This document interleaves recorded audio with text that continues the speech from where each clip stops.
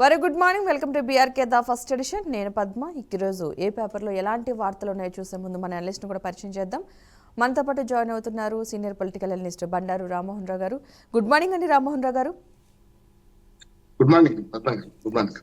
Okay, Telangana అంశాలు అయితే వద్దాం. తెలంగాణ అంశానికి సంబంధించి ఈ సిట్టు దర్యాప్తు అంశం అయితే రోజు రోజుకు ఒక మలుపు అయితే తిరుగుతుంది. బీఆర్ఎస్ నేతల్ని, కీలకమైన నేతలను ఒక్కొక్కరిని కూడా విచారణ చేస్తుంది. దాంట్లో భాగంగానే ఒక అంశం అయితే ఇందులో రావడం జరిగింది. దాని చూస్తున్నాం.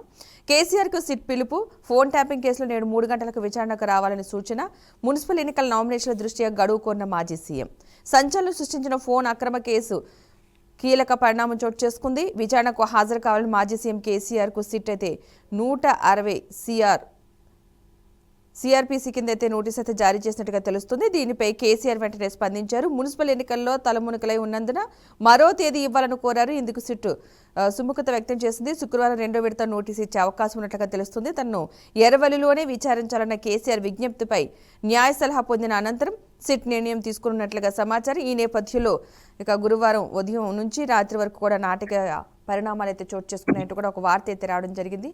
ముందుగా మనం అంతకుముందు సిట్టు విచారణకు సంబంధించి మాజీ సీఎం కేసీఆర్కు సిట్టు విచారణకు పిలిచే అవకాశం ఉందా అంటూ కూడా దీని మీద మనం డిస్కషన్ కూడా చేయడం జరిగింది. సో ఈ అంశాన్ని ఏ విధంగా చూడాలంటారు? పద్మ గారు, మీకు అట్లాగే బీఆర్కే న్యూస్ ప్రేక్షకులకు నమస్కారం, శుభోదయం. నిన్నగా మొన్న కూడా మాట్లాడుకుంటున్నామమ్మా. తప్పనిసరి ఈ తర్వాత వంత కేసీఆర్ నేను చెప్పింది ఒక వరుస మారింది అంతే. మొదలు హరీష్ రావు గారిని పిలవాలని నేను సంతోషరావు, తర్వాత కేటీఆర్, తర్వాత కేసీఆర్ వైపు పోతాను. అక్కడ మాత్రం వరుస మారింది. కేటీఆర్ తర్వాత సంతోష్ కుమార్ పిలిచారు, ఇప్పుడేమో కేసీఆర్ పిలిచారు. మనం ఊహించింది కొత్తగా.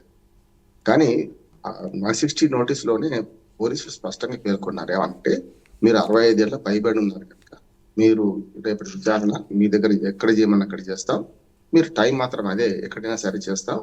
అందులో ముఖ్యంగా 65 ఏళ్ల పైబడిన వారికి, 15 ఏళ్ల లోపటి పిల్లలకు, అట్లాగే మహిళల వారికి, పిల్లలకు కానీ మహిళలకు కానీ అందరికి కూడా ఈ 160 స్టేట్మెంట్ తీసుకోవడానికి ఇట్లాంటి మన అవకాశం ఉంది కనుక మీరు ఎంచుకునే దాన్ని బట్టి మేము చేస్తాం, మీరు ఎక్కడ విచారించండి అక్కడ విచారిస్తామని కూడా స్పష్టంగా నోటీసులో పేర్కొన్నారు.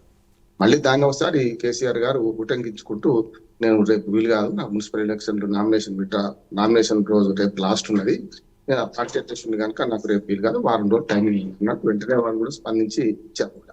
ఇప్పుడు రావాల్సింది ఏంటంటే, సస్పెన్స్ ఏంటంటే ఏ రోజు, ఈ వారం తర్వాత అంటే ఎప్పుడు విచారిస్తారు, ఏ రోజు విచారిస్తారు.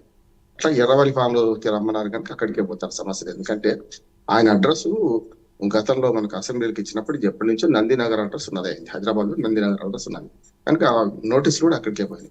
అది ఆ కోరిక కూడా కోరారు. ఇప్పటి నుంచి నాకు ఏమైనా నోటీసులు పంపితే ఏం చేసినా నా పర్మనెంట్ అడ్రస్ ఇదే, నేను ఎర్రవల్లిలోని ఫామ్ హౌస్ ఉంటున్నానని చెప్పి ఆయన ఎర్రవల్లి ఫామ్ హౌస్ నెంబరు, దాంతో పాటు మన ఏమంటారు దాన్ని, ఊరు పేరు అన్ని రాశారు, పిన్ కోడ్ నెంబర్తో సార్ రాసి పంపించారు. కనుక ఇప్పుడు ఎర్రవల్లికి మారింది. అంటే నోటీసులు ఇచ్చినా నందినగర్ ఊరు ఇక్కడికి ఇస్తారు, ఏదేది ఇక్కడికి ఇస్తారు. ఇది మొత్తం ఎపిసోడ్ లో చూస్తుంటే సాగదీస్తున్నారు అనిపిస్తున్నా. ఇది ఫైనల్ అని నేను అనుకుంటున్నాను, కానీ ఫైనల్ కాదు కూడా నేను కూడా చెప్తాను. ఎందుకంటే దగ్గరగా అయితే మాజీ ముఖ్యమంత్రి అన్న విచారించి ఆయన మీద ఆరోపణలు ఏమొచ్చినాయి. యాక్చువల్ గా ఇప్పుడు ఈ ఆరోపణ మీద సమాధానం కాదు, ఇది కేవలం మీ ఆ కేసులో అందరూ ఈయన వైపు చూపిస్తున్నారు కనుక సాక్ష్యంగా, అంటే మీకు తెలిసిన విషయాలు చెప్పడానికి రండి అన్నారు. 160 స్టేట్మెంట్ అనేది విట్నెస్ కాదు, అక్యూజ్డ్ కాదు, విక్టిమ్ కాదు, ఈ 3 కాదు. అంటే ఎవరికైనా చెప్పారంటే ఆ సంఘటనల సంబంధం ఉందని అంటున్నారు కనుక మీరు రండి అని చెప్పారు. ఒకవేళ ఆయన సంబంధం ఉందని తేలితే ఆయన అక్యూజ్డ్ కావచ్చు, లేకుంటే ఆయన మీద కూడా నిఘా జరిగిందని తెలిసి విక్టిమ్ కూడా కావచ్చు. ఎందుకంటే ఇప్పుడు మీరు కేంద్ర నిఘా సంస్థలు ఉంటాయి కదా, మరి అవి కూడా చేయవచ్చు ఈయన మీద కూడా.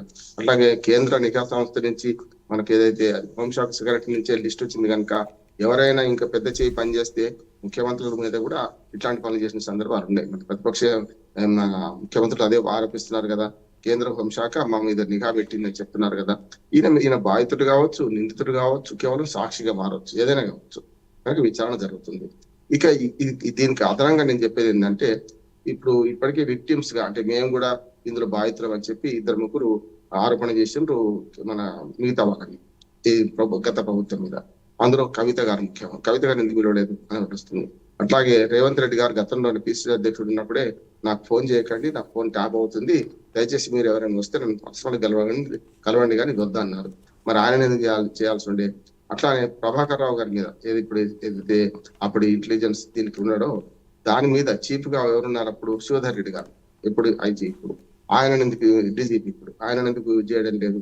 తర్వాత మహేందర్ రెడ్డి అని అంతకుముందు పోలీసు మన క్లాస్ గా ఉండేవాడు, మరి ఆయన ఎందుకు చేయలేదు అంటే వాళ్ళ ఇద్దరు ఆదేశాలు లేకుండానే ప్రభాకర్ రావు ఒక్కడే చేసేసిందా అంటే కొంత టైం మన సమయం ఇచ్చి ఒక దానికి అధ్యక్షుడిని చేసేసి మొత్తం అంతా ఆయన చేస్తున్నాడు, మీది అధికారులకు ఏం చెప్పలేదా అని. అట్లాగే హోంశాఖ సెక్రటరీని కూడా చేయాలంటారు. హోంశాఖ సెక్రటరీ కూడా అక్కడి నుంచి లిస్టు పంపిండు కదా, వీళ్ళు పంపిన లిస్టుకు ఆమోదించిండు కదా, మరి వాళ్ళ వెర్షన్ కూడా తీసుకోవాలి కదా. మేము 100 నెంబర్లకు ఇచ్చాం, 10 నెంబర్లకు ఇచ్చాం, 20 నెంబర్లకు ఇచ్చాం, మిగతా అదనంగా ఉంటాయి కదా. లీగల్ ఫోన్ ట్యాపింగ్ ఎప్పుడైనా ఉంటుంది, ఇల్లీగల్ ఫోన్ ట్యాపింగ్ ఎవరి జరిగినాయి అదనంగా చేసింది ఏంటిది అని తేలాలి కదా. అది సిబిఐ మన సిట్ వాళ్ళు చూసుకోవాల్సిందే. అదనంగా ఎవరు చేశారనే సంగతి ఒకసారి అవకాశం ఇస్తే స్వామి కార్యం స్వకార్యం చేసుకున్న వాళ్ళు ఉన్నారు. అంటే ఎట్లాగూ అవకాశం దొరికింది కదా అని చెప్పి తమ కక్షలు తెలుసుకున్న వాళ్ళు ఉన్నారు, కింది స్థాయి సిబ్బంది కానీ ఏమైనా కానీ ఆఖరికి బ్లాక్ మెయిల్ చేసి డబ్బులు తీసుకున్న వాళ్ళు ఉన్నారు, ఇందులో పోలీసులు ఉన్నారు, రాజకీయ నాయకులు ఉన్నారు, అందరూ ఉన్నారు. కానీ ఒకసారి అవకాశం ఇచ్చిన తర్వాత దొంగతనానికి ఏదైనా చేస్తారు కదా. అందుకని ఇల్లీగల్ ఫోన్ ట్యాపింగ్ దేనిలా జరిగింది అనేది తేల్చాల్సిన బాధ్యత అటు కేంద్ర రాష్ట్ర ప్రభుత్వం అందే అంటున్నారు. దీన్ని ఇంకా సాగదీసి రాజకీయంగా చేస్తే ఏమీ దొరకదు, అనవసరంగా కొండందవి ఎలుకను కూడా పట్టలేరు అంటున్నాడు. నేను గతంలో కూడా చెప్తున్నాను, ఇప్పటికి 3 సిట్లు 2 ఎంక్వైరీ కమిషన్లు వేశారు. ఎంక్వైరీ కమిషన్ 2 రిపోర్ట్స్ వచ్చినాయి, కాళేశ్వరం వచ్చింది, భద్రాద్రి యాదాద్రి కుంభకోణం కూడా వచ్చింది. ఈ రెండిట్లలో కేసీఆర్ కేటీఆర్ ఎవరి పేరు తేలడే కదా, మరి ఏమన్నట్టు అంటే అధికారులు జైలు పోతారు, అధికారుల మీద కూడా చర్యలు లేవు కదా ఇప్పటిదాకా అంటున్నాను. ఈ 3 సీట్లలో మనకు ఈ కాంగ్రెస్ నడుస్తూనే ఉంది, ఇంకా కొన్ని తెగని పంచాంగం, గవర్నర్ పర్మిషన్ ఇచ్చినా కూడా ఇంకా కేటీఆర్ గురించి ఏం మాట్లాడతలేరు, ఇట్లాంటి అన్ని జరుగుతున్నాయి కనుక అట్లాగే గొర్రెల కుంభకోణం ఎక్కడో ఆగిపోయింది. అది అంటే 3 సీట్లు 2 ఎంక్వైరీలు చూస్తే ఏది కూడా ముందర పడ్డలేదు. కేవలం ప్రతిసారి ఎన్నికలు వచ్చినప్పుడు రాజకీయంగా వాడుకుంటున్నారా అనే మాట ప్రజల్లో వస్తున్నది. ప్రతిసారి ఎన్నికలు రాగానే ఏదో హల్చల్ చేయడం, మైండ్ గేమ్ రాజకీయాలు, డైవర్షన్ పాలిటిక్స్ చేయడం, ఈ 2 తప్ప ఇంకోటి జరుగుతలేదు. దాని ఇప్పటికైనా టెలిఫోన్ ట్యాపింగ్ జరిగిన మాట వాస్తవం, దోషులు ఉన్నారు, ఎవరిని తేల్చండి, వాళ్ళని శిక్షించండి. ఎందుకంటే ప్రజల గోప్యత కంటే మించిన ఏముంటది కనుక గోప్యతకు భంగం కలిగించిన వాళ్ళను శిక్షించాల్సిందే, ప్రజాధనాన్ని దుర్వినియోగం చేసిన వాళ్ళు ఎవరిని శిక్షించాల్సిందే. కానీ మన ఈ విచారణ పేరు మీద 2 సంవత్సరాలు గడిపిన తర్వాత కూడా ఇంకా ఏం తెలియలేదంటే దానికి బాధ్యత ప్రభుత్వం వహించాలి. కేంద్ర రాష్ట్ర ప్రభుత్వాలు సమన్వయంతో ఇది ముందుకు తీసుకుపోతే బాగుంటుంది. రైట్.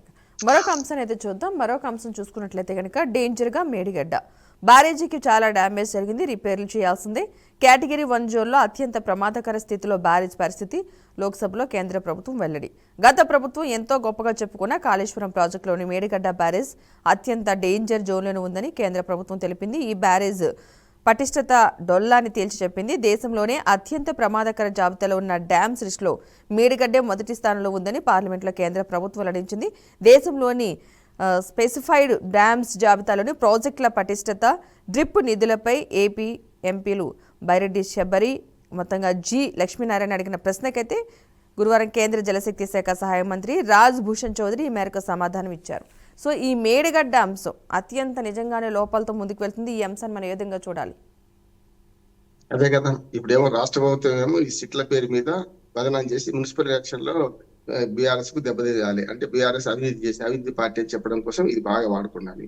కేంద్రం అందుకు దగ్గర ఏంటంటే అది తన పని తను చేస్తుంది అంటున్నారు. ఇప్పుడు పార్లమెంట్ ఎందుకు సమస్య వచ్చిందంటే ప్రశ్న వారే వేశారు, జవాబు వారే తెప్పించుకుంటున్నారు. ఒక ప్రశ్న వస్తే ఇవాళ 3 ప్రాజెక్టు డేంజరస్ లో ఉన్నాయని చెప్పి వచ్చింది, ఆ మిగతా 2 గురించి ఫోకస్ ఉండదు మనకి. చూస్తున్నారు కదా, ఇది ఒకటే కాకుండా భాక్రాన్ అంగల్ దగ్గర కూడా ఒక చిన్న ప్రాజెక్ట్ ఉంది, అది కూడా మోస్ట్ డేంజరస్ ప్రాజెక్ట్ లో 3లో 3 అదొకటి కూడా ఉంది. ఇది కేవలం మేడిగడ్డ ఒక బ్యారేజ్ అమ్మా, 85 పిల్లర్స్ తోని ఉన్న బ్యారేజ్. దాని మీద సుందీళ్ళ అన్నారం ఉంది, సుందీళ్ళ ఉంది, దాని మీద చాలా ప్రాజెక్టులు కట్టారు, చాలా రిజర్వాయర్లు కట్టారు, దాదాపు 128 ప్యాకేజీలు, ఇవన్నీ సేఫ్ గా ఉన్నాయి కదా. అది ఒక్కటే పోయింది అనే దాని మీద గుండెకాయ ఏం కాదు, అది మిగతా నింపుకొని కూడా తెచ్చుకోవచ్చు, వెనక్కి నీళ్ళు తెచ్చుకోవచ్చు, ఎక్కడ తెచ్చుకోవచ్చు. కానీ ఏమంటున్నారంటే ఇవాళ కేంద్ర ప్రభుత్వం ఇదొక రక రాజకీయంగా పాడుతుంది. మేడిగడ్డ అంటే అవినీతి అని మళ్ళీ ఇప్పుడు మున్సిపల్ ఎన్నికలు ప్రచారం చేయాలి. మున్సిపల్ ఎన్నికల్లో బీజేపీకి కొంచెం అవకాశాలు ఎక్కువనే కనుక వీళ్ళేమో మేడిగడ్డ పట్టుకుని తిరుగుతుంటారు, వాళ్ళేమో సిట్టు నివేదిక పట్టుకుని తిరుగుతుంటారు. ఎంతకని ఏం లేదు. ఇప్పుడు కావాలని ఎలక్షన్ల ముందు చెప్తున్నారు మేడిగడ్డ సేఫ్ గానే ఉంది, అదొక్క పిల్లర్ కుంగిపోయింది. దీన్ని బాగా హైప్ క్రియేట్ చేసి మంత్రిత్వ శాఖతో ఇప్పుడు పార్లమెంట్ లో ప్రవేశపెట్టి దీని మీద కూడా చేస్తున్నారు. నేను స్పష్టంగా చెప్తున్నాను, ఎన్డీఎస్సీ రిపోర్ట్ వచ్చింది, ఆ ఒక్క 6వ బ్లాక్ లో పిల్లర్స్ ఏమున్నాయో ఆ 6 పిల్లర్లు ఉంటాయి, 6 పిల్లర్లు తీసేసి చేస్తే అయిపోద్ది. ఎన్డీఎస్సీ రిపోర్టే ఉన్నది. ఎన్డీఎస్సీ రిపోర్ట్ ఎవరికి కేంద్ర ప్రభుత్వం ఇచ్చింది కదా. దాన్ని ఎందుకు ఇంకా 2 ఏళ్ళు అయిపోయింది, ఇప్పటికీ 2 వర్షాకాలాలు పోయినాయి, 3 ఎండాకాలాలు పోయినాయి, ఇవి ఎందుకు చేస్తలేరు అంటున్నాను నేను. అందుకని ఇవి ఏం లేదు, ఇది రాజకీయంగా వాడుకోవడానికి దీన్ని కానీ దాన్ని కానీ రాష్ట్ర ప్రభుత్వం సీట్లను వాడుకుంటుంది, కేంద్ర ప్రభుత్వం ఈ కాళేశ్వరం ప్రాజెక్టులో మేడిగడ్డ అనే ఒక చిన్న దానికి రాకును పట్టుకొని మొత్తం అంతా రాజకీయం చేస్తుందని నేను అంటున్నాను. సమస్య లేదు, అట్లా తప్పు జరగలేదు అంటున్నా. మేడిగడ్డ ఖచ్చితంగా కుంగిపోయింది, దాన్ని బాగు చేయాల్సిందే. కానీ మొత్తం ఆ బ్యారేజ్ మొత్తం పోలే. అది కూడా ఏంటంటే సాంకేతికంగా ఈ రాజకీయ పార్టీలు కూడా తెలియని వాళ్ళు ఏం మాట్లాడతారంటే బ్యారేజ్ కు డ్యామ్ కు తెలుస్తుంది. కొందరు డ్యామ్ అంటారు దాన్ని, అది బ్యారేజ్ కమ్ డ్యామ్. అది ఎవరికైనా చెప్పాలంటే బ్యారేజ్ కి ఎక్కువ, డ్యామ్ కు తక్కువ. మున్సిపాలిటీకి ఎక్కువ, రాష్ట్ర ప్రభుత్వానికి తక్కువ అని ఢిల్లీని అంటాం కదా మనం, అట్లనే ఇది బ్యారేజ్ కి ఎక్కువ, డ్యామ్ కు తక్కువ. కనుక 17 టీఎంసీల నీళ్లు నిల్వ చేసిన బ్యారేజ్ ఇంతవరకు ఎక్కడ లేదు ప్రపంచంలోనే. అది సాంకేతిక పొరపాట. మా సాంకేతిక పొరపాటు అంటే కేంద్ర జల సంఘం ఏం చేసింది నిర్మించేటప్పుడు? ఇన్ని నీళ్లు నిల్వ చేసింది తెలుసు కదా. అందుకని ఇవన్నీ ఏంటంటే తిలా పాపం తలా పిడికాడు. జరిగినాక అందరూ మాట్లాడుతున్నాం కానీ ఏమైనా ఆపరేషన్ సక్సెస్, పేషెంట్ డైడ్ అన్నట్టు ఏమైనా సమస్య ఇంకోటి ఏం లేదు. కేంద్ర ప్రభుత్వం మేడిగడ్డను వాడుకుంటుంది, రాష్ట్ర ప్రభుత్వం సీట్లను వాడుకుంటుంది, అంతకన్నా ఏంటి. ఒక రైట్. తెలంగాణలో మనం మేడారం జాతరకు సంబంధించి చూసుకుంటే జనం వనం ప్రణమిల్లగా వచ్చే వరాల తల్లి, గద్దెపై కొలు తిరిన సమ్మక్క, నిండు జాతరలో మేడారం జనసంద్రం. ఈ మేడారం జాతరకు సంబంధించి మనం కొంచెంగా మాట్లాడుకుందాం. భక్తులు కూడా చాలా మంది ఎక్కువగా వస్తున్నారు. చాలా 2 ఏళ్ళకి ఒకసారి వచ్చే జాతర కాబట్టి చాలా అధికారులు ఏర్పాట్లు చేయడం, భక్తుల తాకిడి కూడా చాలా అధికంగానే ఉంది ఈ సంవత్సరం చూసుకుంటే. దీని గురించి ఏం చెప్తారు?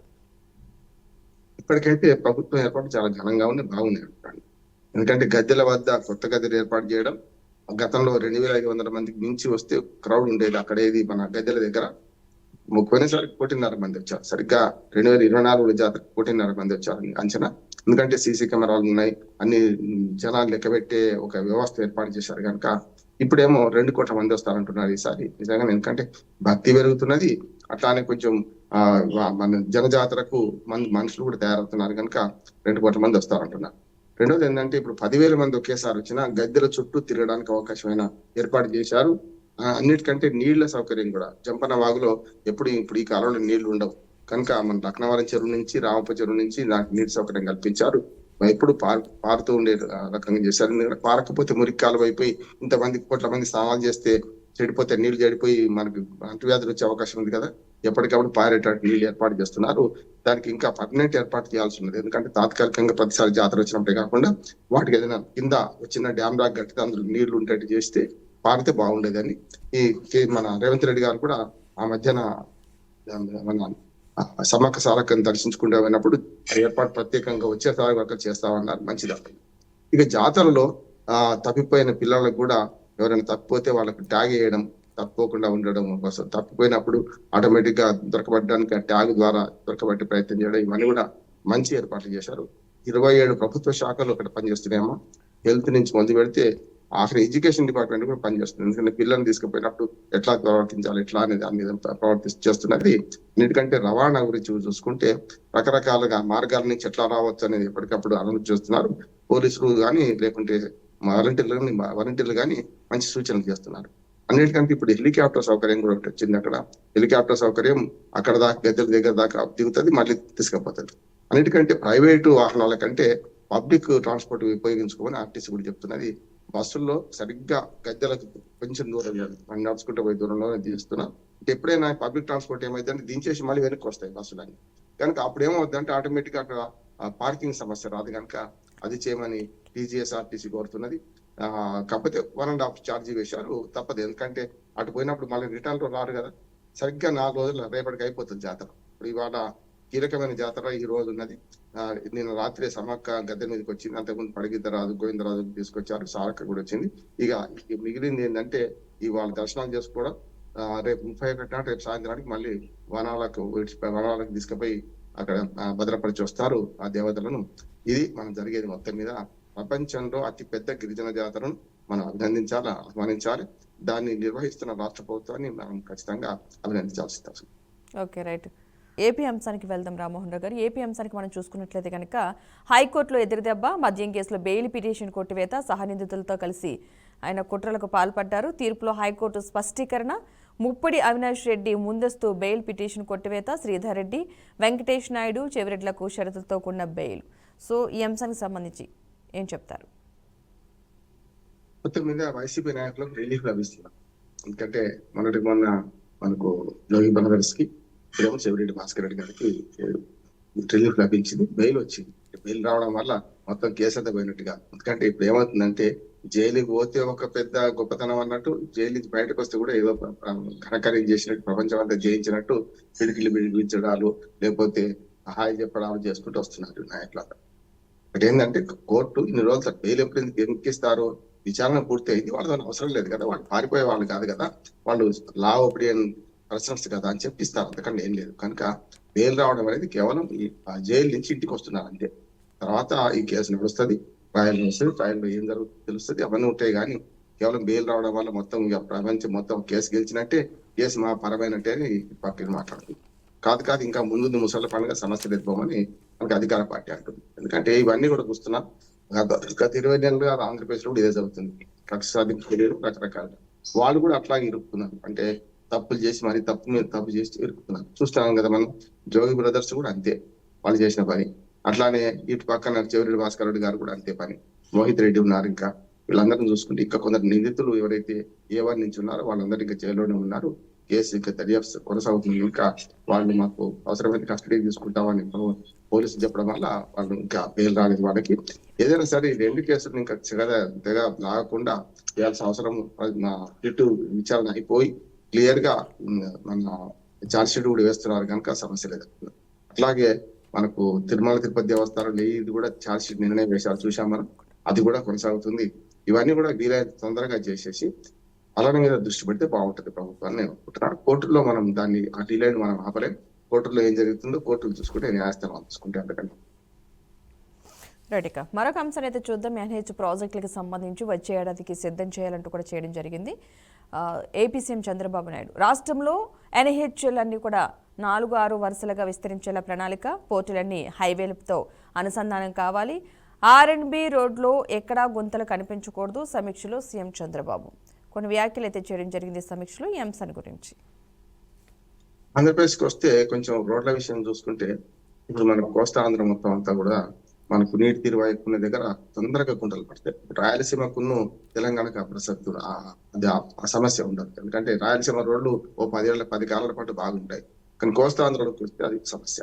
రెండోది ఎన్హెచ్లు విస్తరించడం అవసరమే, కానీ దానికి తగ్గట్టుగా ప్రత్యామ్నాయ ఏర్పాట్లు కూడా చేయాలి. ఏమంటే రైల్వే వ్యవస్థ కానీ మన రోడ్డు వ్యవస్థ కానీ మీరు కొత్త రోడ్లు ఎంపిక చేస్తున్నప్పుడు మాత్రమే, వాటికి ఎన్హెచ్ స్థాయి కల్పించినప్పుడు మాత్రమే ఆల్టర్నేట్ రోడ్డు వ్యవస్థ కల్పించాలి. ప్రపంచవ్యాప్తంగా ఈ రోడ్ల మీద నేను ఒక సర్వే చేసిన వాడిని కనుక చెప్తున్నాను. దాంట్లో ఏముందంటే ఎప్పుడు కూడా విస్తరణకు అవకాశం ఉన్నది చేయాలి కదా, విస్తరణ అవకాశం లేకపోతే ఆల్టర్నేట్ సైమల్టేనియస్ రోడ్లు డెవలప్ చేయాలి. అప్పుడు ట్రాఫిక్ మళ్లించడానికి వీలవుతుంది, ఒకే రోడ్డు మీద ట్రాఫిక్ అంతరాయం ఉండకుండా పోతుంది అంటున్నారు. ఇప్పుడు ఎన్హెచ్ మనకు చెన్నై టు కలకత్తా ఉన్నాయి. అప్పుడే స్వర్ణభుజ చతుర్భుజి అని మనకు వాజ్పేయి గారు చేస్తే అది అద్భుతమైన పథకం. రెండో దేశం నడుస్తూనే ఉంది స్వర్ణ చతుర్భుజి పథకం.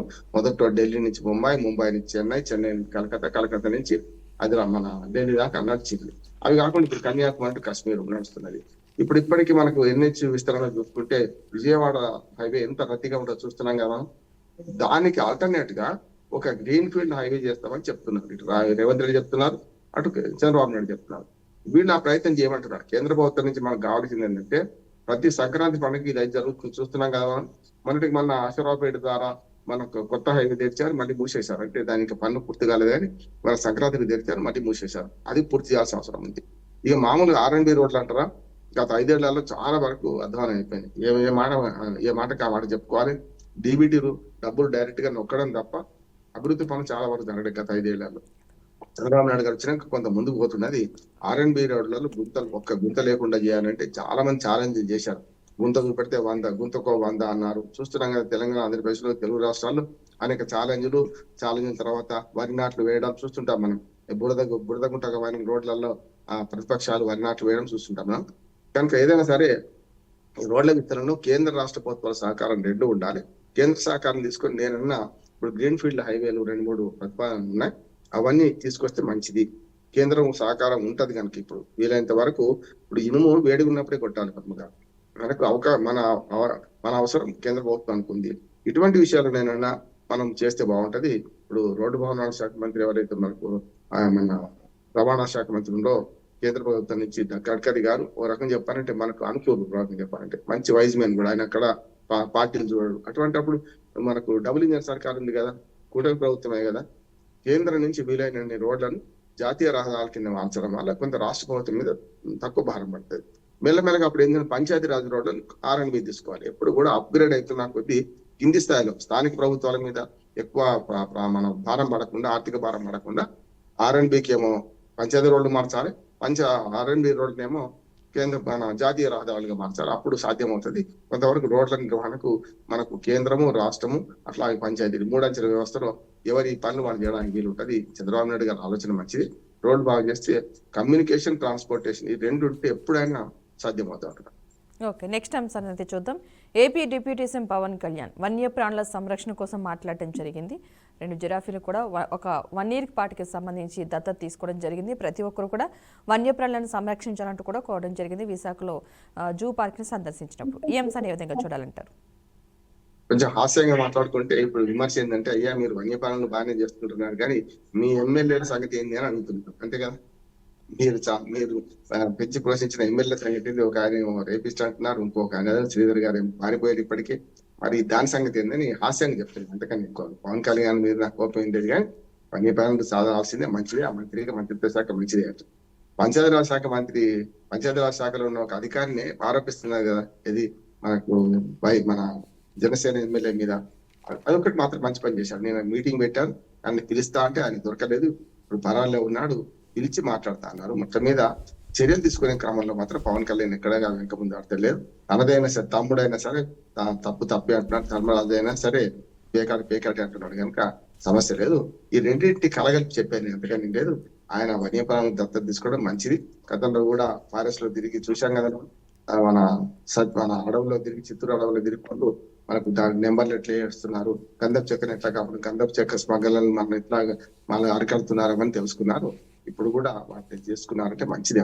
ఒక మనిషి అనే వాటికి కళాపోషణ ఉండాలి. ఇంకోటి మంత్రిత్వ శాఖ కూడా ఆయనకు అనుకూలమైంది కనుక అటు గ్రామీణాభివృద్ధి శాఖ, పంచాయతీరాజ్ శాఖ ఉన్నది, ఇటు పక్కన అటవీ శాఖ ఉంది కనుక మంచిది అంటున్నాను. దీనికి చేయండి, మీకు మచ్చిక చేసుకొని, మీకు మచ్చిక ఉన్న ఎమ్మెల్యేలను కూడా గట్టిగా వార్నింగ్ ఇవ్వండి, ఇటువంటి పనులు చేయటం అని చెప్పి అవసరమైతే సస్పెండ్ చేయాలనుకుంటున్నాను. ఎవరైతే ఆరోపణలు వచ్చిన వాళ్ళు మీ పార్టీ నుంచి, అప్పుడు ఈజీగా అవుతుందని నేను అనుకుంటున్నాను. ఇప్పటికి కూడా వాళ్ళు చర్య తీసుకున్నారు, అది మంచిది అంట. రెండింటినీ మనం సమతుల్యం చేసి చూడాల్సిన అవసరం ఉంది. ఓకే, మరొక అంశం అందరినీ పరుగులు పెట్టే అంశం, కామన్గా 2 తెలుగు రాష్ట్రాలు కూడా పరుగులు పెట్టే అంశం ఏంటంటే గోల్డ్ రష్. ఈ గోల్డ్ కాస్ట్ వల్ల జనం అసలు ఎలా పరుగులు పెడుతున్నారంటే తెలియని పరిస్థితి. బంగారం వెండి కొనుగోలుదారులకు జనం పరుగులు, ధరలు మరింత పెరుగుతాయని అంచనాలు, షాపుల ముందు క్యూ కట్టి మరి కొనుగోళ్లు. సో ఏంటంటారు ఈ అంశాన్ని మనం ఏ విధంగా చూడొచ్చు? ఎందుకంటే గతంతో పోల్చుకుంటే అసలు ఈ గోల్డ్ అంశం చాలా ఉక్కిరిబిక్కిరి చేస్తుంది జనాన్ని. అసలు సిల్వర్ అయితే ఏకంగా 4 lakhs అన్నట్టుగానే దాని దగ్గర వరకు వెళ్ళిపోయింది. సో మనం ఏం చూడొచ్చు అంటారు? మనుషులు ఎందుకు అంత పరుగులు పెట్టేస్తున్నారు అనుకోవచ్చు అంటారా, లేకపోతే అవసరానికి మించి ఏంటంటే ఉన్న గోల్డ్ని తాకట్టు పెట్టి మరి కొత్త గోల్డ్ కొంటున్నారు? పాత గోల్డ్ తాకట్టు కొత్త గోల్డ్ కొంటున్నారంటే పాత గోల్డ్ మంచిగా నష్టపోతున్నారండి. ఈ మధ్య చూస్తున్నా షాప్ లో వాళ్ళు ఏం చేస్తున్నారన్నా, మనకు ఆసక్తికర అంశం కనుక చెప్తున్నాను నేను. పాత గోల్డ్ మీ ఇంట్లో ఉంచుకున్నారంటే మనం దొంగతనం చేసినట్టు భావిస్తూ ఇంకా పాత గోల్డే ఉంచుకుంటున్నారా, కొత్తగా మార్చుకోండి అంట. అంటే అందులో మోసం ఏంటంటే పాత గోల్డ్ మంచిది, కొత్త గోల్డ్ ఇచ్చేది రకరకాల కల్తీ గోల్డ్ అని మనకు అర్థమవుతుంది. చూస్తున్నాం ఇబ్బంది, రోజు గోల్డ్ అని వచ్చింది, అసలు బంగారం కూడా అనిపిస్తలేదు. హాస్యంగా చెప్పిన నేను సీరియస్ గా చెప్తే 2 విషయాలు ఉన్నాయి ఇంట్లో. ఒకటి, బంగారం రేటు పెరగడానికి ఆర్థిక కారణాలు వేరే ఉన్నాయి. యాక్చువల్ గా చాలా మంది మహిళలను అవమానిస్తూ మహిళలు మోజు పెరిగింది, మీరు వాడుకుంటున్నా కొద్ది పెరుగుతుంది అంటే, ఒకటి ఏమైంది అంటే పెరుగుతుంది అంటే తొందరగా కొందామని అంటుంటారు. చూస్తాం కదా మనం, ఆ మధ్య స్కైలాబ్ పడుతుంది అంటే అందరూ కూడా తిని తాగి ఎంజాయ్ చేసి చచ్చిపోతాం కదా ఎట్లా అని చేస్తే అందరు బతికింది, ఎవరు చచ్చిపోలేదు. ఇది అంతే, దొరకదు అనుకుంటే కొరత అనుకుంటే ఎక్కువ మంది ఎగబడతాం. ఇది మానవ సహజం, ఓ రకంగా చెప్పండి ప్రకృతి సహజం కూడా అంటున్నాం. ఒరిజినల్ గా డాలర్ రేటు పడిపోతుండడం అంటే మన దగ్గర పెరుగుతుంది, డాలర్ రేటు మన రూపాయల్లో తక్కువైతే డాలర్ రేటు పెరుగుతుంది. కానీ ప్రపంచవ్యాప్తంగా డాలర్ రారాజుగా కాదు, మేము వేరే చేస్తామని యూరోపియన్ యూనియన్ మన ఒప్పందం ద గ్రేట్ డీల్ అంటున్నాం కదా, మన బెస్ట్ డీల్, అటువంటి కుదరడం ప్రపంచవ్యాప్తంగా మెల్లమెల్లగా డాలర్లకు బదులు మనం బంగారం నిల్వ చేసుకోవాలని ప్రభుత్వానికి ఆలోచన వచ్చింది. దానివల్ల సమస్య దట్ ఆ డాలర్లకు బదులు బంగారం ఒకటే కాదు, వెండి కూడా అంటున్నారు. అరుదైన ఖనిజాలు ఇంకా చాలా ఉన్నాయి, వాటి మీద పెద్ద పోలే కానీ బంగారం వెండి ధరలు పెరగడానికి ప్రధాన కారణం ప్రపంచ ఆర్థిక రంగంలో డాలర్ రారాజుగా ఉండకుండా మెల్లగా దిగజారుతుంది కనుక, దాన్ని బట్టి లోకల్ కరెన్సీ వాడితే మనకు నష్టం లేదనుకుంటున్నారు కనుక అప్పుడు ప్రభుత్వాలు ఏం చేస్తున్నాయి, డాలర్ల మన నిల్వ కంటే బంగారం వెండి నిల్వలు పెంచుకుందాం అని అనుకుంటున్నాయి. దానివల్ల వస్తున్న సమస్య అంట. సరే సహజంగా కూడా మీరు అన్నట్టు ఉంటది మహిళల్లో కానీ వీళ్ళల్లో ఉంటది. ఇప్పుడు చూశారు కదా, గత సంవత్సరంలోనే ఆల్మోస్ట్ ఆల్ 1,60,000 రూపాయలు దాటింది. అంటే కేవలం 12 నుంచి 15 నెలల్లో డబుల్ అయింది. 80,000 ఎక్కడ ఉన్న బాబద్దు బంగారం డబుల్ అయింది కనుక ఆసక్తి ఉంటది, కొనుక్కుందామని ఉంటది. కానీ నా ఉద్దేశం ఏంటంటే అవసరార్థమే కొనుక్కోండి. అవసరం లేకుండా కొనుక్కుంటే డిమాండ్ ఇంకా పెరుగుతుంది అంటారు. నిజంగానే పెళ్లిళ్ళు పేరెంటాలు వీటికి తప్పదు, కొనుక్కుంటారు. కానీ పెట్టుబడుల కోసం కొంటే రేపు నష్టపోవచ్చు, లాభపడవచ్చు. కానీ మొత్తం మీద విరుగుడ కొరకే సామెత మాత్రం ఇట్లా పనిచేస్తలేదు. ఎంత పెరుగుతే అంత పెరుగుట కొరకే అని పోతుంది కనుక మన మహిళల మోజు ఉంది కాదంటలేదు. ప్రభుత్వాల దగ్గర ఎంత బంగారం ఉందో మన భారతదేశంలో అంతకంటే 100 రెట్ల బంగారం మన ప్రజల దగ్గర ఉందట. మంచిది, పొదుపుగా పనిచేస్తుంది. ఆర్థిక సంక్షోభం వచ్చినప్పుడు, కరోనా లాంటి సంక్షోభం వచ్చినప్పుడు కూడా మనం నిలిచి గెలిచినామంటే మహిళల పొదుపుతనం, మహిళల దేవుని బంగారమే ఉంది. శ్రీరామ రక్షక ఉన్నది. ఎప్పుడైనా సరే మహిళలను గౌరవించండి, మహిళలను అవమానించకండి. బంగారం వెంట పోతుందంటే మంచిది అంటున్నాను, నేను నష్టం లేదంటున్నాను. ఓకే, మరొక అంశం అయితే చూద్దాం. అనిశ్చితిలోని పరిగే వచ్చే ఏడాది ఆర్థిక వృద్ధి రేటు 6.8 నుంచి 7.2%. వాణిజ్య ముప్పులు, అంతర్జాతీయ ఒడిదుడుకులున్న ముందుకే ప్రజల బ్యాలెన్స్ షీట్ల కళకళ, సామాజిక మాధ్యమాలపై వయసుల వారి నియంత్రణ అవసరం. మొత్తంగా అంతర్జాతీయ ఒడిదుడుకులు, వాణిజ్య ముప్పులు వెంటాడుతున్న భారత్లో వచ్చే ఏడాది ఆర్థిక వృద్ధి రేటు పరుగులు తీయనుందని ఆర్థిక సర్వే వెల్లడించింది. అది ప్రపంచ సగటును మించి కొనసాగుతుందని, అత్యంత వేగంగా అభివృద్ధి చెందుతున్న భారీ ఆర్థిక వ్యవస్థగా తన స్థానాన్ని భారత్ నిలబెట్టుకోనుందని వివరించింది. 2026-27 ఏడాదిలో ఆర్థిక వృద్ధి రేటు 6.8% నుండి 7.2% మధ్య ఉండవచ్చంటూ కూడా తెలిపింది. అయితే వినియోగం, పెట్టుబడుల్లో స్వల్ప తగ్గుదల కారణంగా ప్రస్తుత ఆర్థిక ఏడాదికి వృద్ధి రేటు అయిన 7.4% కంటే వచ్చే ఏడాది స్వల్పంగా నెమ్మదించనుంది. సో ఈ అంశాన్ని ఏ విధంగా చూడొచ్చంటారు? అనిశ్చితిలోనూ పరిగేనా? ఎల్లుండి ఫిబ్రవరి 1 నాడు దేశ బడ్జెట్ ప్రతిపాదించే ముందు ఆర్థిక సర్వేలు వస్తాయి. ఎప్పుడైనా ఆర్థిక సర్వే అద్భుతంగా ఉంది, తేల్చి చెప్తుంది. కానీ సామాజికంగా చూస్తే అంతరాలు పెరుగుతున్నాయి కదా. చూడండి, ఎల్లుండి కోసం మీరు చేశారు. నా ఉద్దేశం అంటే ఇందులో తప్పులు లేవు, ఆ లెక్కలన్నీ కరెక్టే ఉంటాయి. లెక్కలు చూసే పద్ధతి వేరుగా ఉండాలి. ఈ మొత్తం సంపద ఎవరి దగ్గర పోగవుతుంది. ఇవాళ 1% జనాభా దగ్గర మొత్తం సంపదలో 50% పైగా వాళ్ళ దగ్గర పోగైంది. ఇక మనం అంతా మధ్యతరగతి త్రిశంకు వర్గంలో ఉన్న వాళ్ళ దగ్గర అంతా కూడా మిగతా 20%, 15% ఉంటే 5% సంపద మాత్రమే 50% చేతిలో ఉన్నది. చూడండి, అంటే పేదల చేతిలో 5% సంపద ఉంటే పెద్దల చేతిలో 1% పెద్దల చేతిలో 50% పైగా సంపద. అది సంపద పంపిణీ సరే జరుగుతులేని సమస్య కదా. అందుకనే ఈ మధ్యన మేము ఒక పీపుల్స్ రిపబ్లిక్ ఉద్యమం చేశాం, ప్రజా రిపబ్లిక్ ఉద్యమం చేస్తున్నాం. దాంట్లో ఆర్థిక సంపద ఆర్థికంగా పంచాలి. ఆర్థికంగా ఎప్పుడు పంచుకుంటే పాలు మంచివి అయితే, ఉంచుకుంటే పాలు మురిగిపోతాయి కదా. అంటే ఆర్థిక అసమానతలు పెరిగితే తప్పనిసరి. అంకుర్ సినిమాలో కదా, అద్దాల మేడ వైపు రాడు ఎట్లా విసురుతారో పేదలు రాళ్ళు విసురుతారు. మధ్యతరగతి వాళ్ళు త్రిశంకు స్వర్గంలో ఉంటారు. అటు ఇంటికి కాదు, ఇటు స్వర్గానికి అందరు. కానీ కింద పేదలు విద్య, ఆరోగ్యం అందక ప్రతిరోజు కొంచెం అప్పుకెరడు అవుతున్నారు, మళ్ళీ పేదలు అయిపోతున్నారు. చూస్తున్నాం కదా మనం. విద్య, ఆరోగ్యాలు అందకపోవడం వల్ల దాంతో పాటు ఒక్క ఇంట్లో జబ్బు చేస్తే 40% ఆదాయం దానికి పెట్టాల్సి వస్తున్నది. ప్రభుత్వం ఎక్కడ విద్యను, వైద్యాన్ని పట్టించుకుంటుంది? కనుక సమస్య లేదు. పేదలుగా మారుతున్నారు, పెద్దలుగా మారుతున్నారు. ఈ లెక్కలు కరెక్ట్. ఈ లెక్కలలో ఎవరు లాభపడుతున్నారు అంటే పెద్దలే లాభపడుతున్నారు, కార్పొరేట్ లాభపడుతున్నారు. వాడి దగ్గర ఉన్న సంపదను పంచే ప్రయత్నం చేయాలి. అందుకనే ప్రజా పంపిణీ వ్యవస్థ ఇట్లా కాదు, ఆర్థిక పంపిణీ వ్యవస్థ కూడా కావాలని కోరుదాం మనం. అప్పుడు మాత్రమే అందరూ బాగుంటారు, మనం అందరూ బాగుంటాం. Okay, right. థ్యాంక్ యూ అండి రామ్మోహన్ రావు గారు, మంచి వివరణ విశ్లేషణ అందించేందుకు థ్యాంక్ యూ సో మచ్ అండి. రైట్, ఇక చూసారు కదండి, ఇది నాటి బీఆర్కే ఫస్ట్ ఎడిషన్. రేపటి ఫస్ట్ ఎడిషన్లో మళ్ళీ కలుద్దాం. Keep watching BRK news, Telugu సత్తా.